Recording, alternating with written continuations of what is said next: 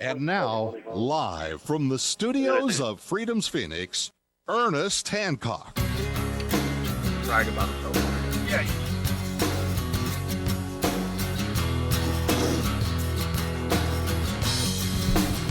Yeah, welcome back to Declare Your Independence with me, Ernest Hancock, here in Phoenix, Arizona, as we are spreading out. Coming from South Carolina, Josh Manuel from RonPaulForums.com.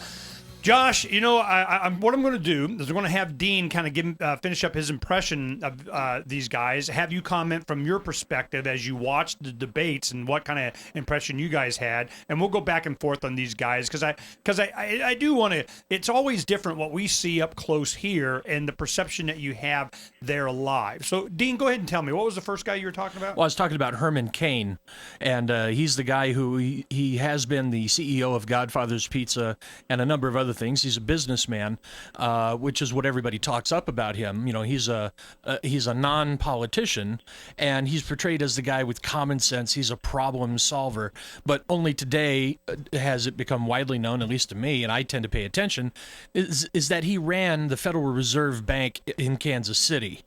And for a guy who's supposedly a problem solver, you know, that's trouble because, you know, they created the biggest problem in this country we have is the Federal Reserve, and he was part of it. But he's apparently the problem solver. Chairman of the Federal Reserve Bank in Kansas City, which is the same position as, like, wasn't it Geithner had in New York or something? Well, now, I'll say this much. I haven't looked into his background while there, so I suppose it's possible that he might have been one of the guys who was a dissenter, and it was actually proposing some good Not ideas. dissenting enough to not be president of the Federal Reserve. It may be why he's no longer the Fed chairman of the Kansas City Bank. I don't know. But I have questions about that. Well, anyway, but he seemed to have, he spoke well, he looked good on television, and we know that's important.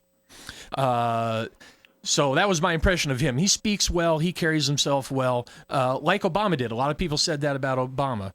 You know, the one thing, Josh, is that the impression that I had is that it was more refreshing for him to at least say, look, man, you know, we don't even know what the objectives are. We don't know. I don't know. Now, some people were making fun of him last night saying, you know, I don't know. But, you know, what was the impression in the crowd of him? They kept pumping him up on Fox. I mean, he was the guy, man. You know, he's the man. And then in the bio, they had, you know, Godfather Pizza this, something that. And then they put, you know, president or chairman of the Federal Reserve, Kansas City. And I go, oh, I already know who the network's going to pick now at the beginning. What was your guys' impression there in the hall?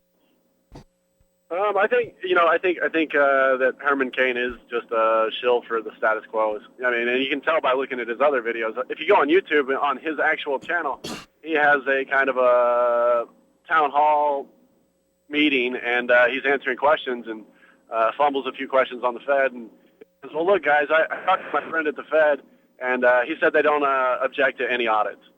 And it's just wrong. It's flat out wrong. And you can, if for him to be that dead wrong is just, it says everything. So, you know, I have him on Daily Paul as a quote that they have here saying that there's no reason to audit the Federal Reserve. Right, yeah. I'm going, okay, so we already know who's going to be the favorite there. What was any other final comments on him? Then I want you to move to one of the other candidates. He's a great speaker, and I think he could have done better because the I don't knows. I don't think that flies very well. He said he's got to talk to his advisors. Well, we're trying to elect a president, a leader, not an advisor team. Who's on your advisor team? Because if you're going to add an advisor team, then we don't know who we're voting for. We don't know what we're voting for. So there's too many questions there. You know, another thing is that he's hosted the Neil Bortz radio show. Somebody keeps trying to tell me for years that Neil Bortz is some kind of libertarian, and you listen to him for 5 minutes, you know that's not so. So it's just there's this weird thing going on that as time goes on, we'll get more of a beat on it. But I don't trust whatever we're being told. Pick one of the other guys that you thought was you had a comment on. Gary Johnson, like I said, is good that he's in the debate, but I don't think he, I think he could have been a little more commanding. But obviously Fox didn't feed him a lot of questions. And then Santorum, he was just Santorum. and Pawlenty. They were just, status quo guys. It's Romney 10 years younger. Yeah, that's exactly what I was thinking. It's like they were a caricature of the process. And I've seen these guys before. You've been around long enough watching these debates and so on. They got their nicely tailored suit. They got their hair matted down. They got, their answers. And you're watching a sitcom when they first start off. I want to thank the Republican Party That's of South exactly Carolina. what I said the moment I saw him. I was going, could you be more stereotypical? He was the one who got the very first question. And it was right out of the movie Man of the Year with Robin Williams, where they're talking about, well, what are these guys going to say? What's your first comment going to be? Oh, don't worry, they're going to spend 10 minutes thanking everybody. That's exactly what Pawlenty did. It's like he walked right off the set of that movie. He even looked like the guy in the movie. And he had the hand gestures that were robotic. He was spooky. He looked like a mannequin. And he kind of talked like one. But what disturbs me about him is that he seems to be the Republican Slick Willie. He is just practiced at ducking things and spinning things, and that's just my impression of him. He's the Republican Slick Willie. I'm just not going to give you a big reason to hate me. I did spend a couple of times. I've spent quite a bit of time with Gary Johnson, and from my personal experience, I think that's about the best he's going to do.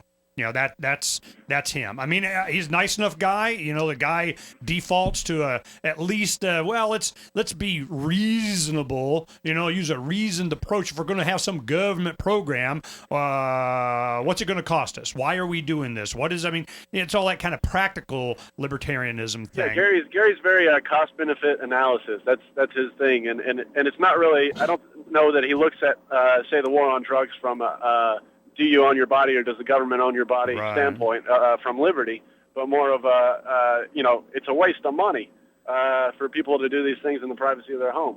So that was one thing, and if anyone cared to listen to the show that I did with them, you just Google Gary Johnson, Ernest Hancock, whatever will come up. But the thing is that I got that out of them. As we're discussing live and we're face-to-face and having a pleasant conversation, it was obvious to me that he didn't default to principle on an individual basis like Dr. Paul does.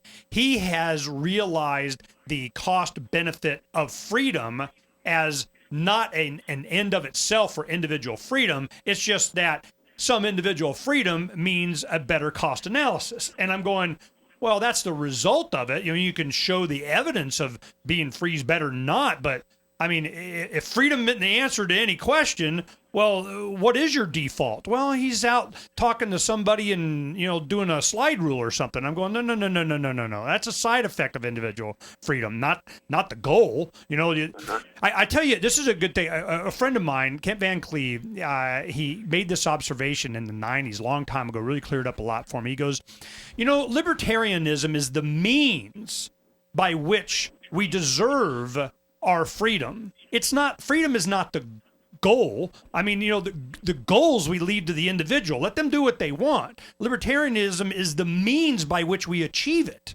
And if you make the goal a particular thing, well, then it's your goal. And you're substituting your goal for what another individual might be their goal. What you need, the goal, and it is liberty to do whatever it is you want. And the means by which we do that, libertarian philosophy. I just want to be left alone. So the other issues that I wanted to talk about, when they did the heroin thing, they made a big deal out of that. And you knew what to expect from Dr. Paul. He's going, freedom's the answer. What's the freaking question? And they were, Fox was shocked that his answer would get such support in the hall. Was that from everybody? It was widespread. It wasn't one particular group of Ron Paul supporters. It was throughout the hall, and Chris Wallace had made a comment about it afterwards that said he was surprised, but I think he was genuinely surprised. Go ahead and hold on one more segment for us. Can you do that? Sure. We'll go ahead and do that with Josh Manuel from Ron Paul Forums, and in studio with me is my friend Dean. We're going to do some more.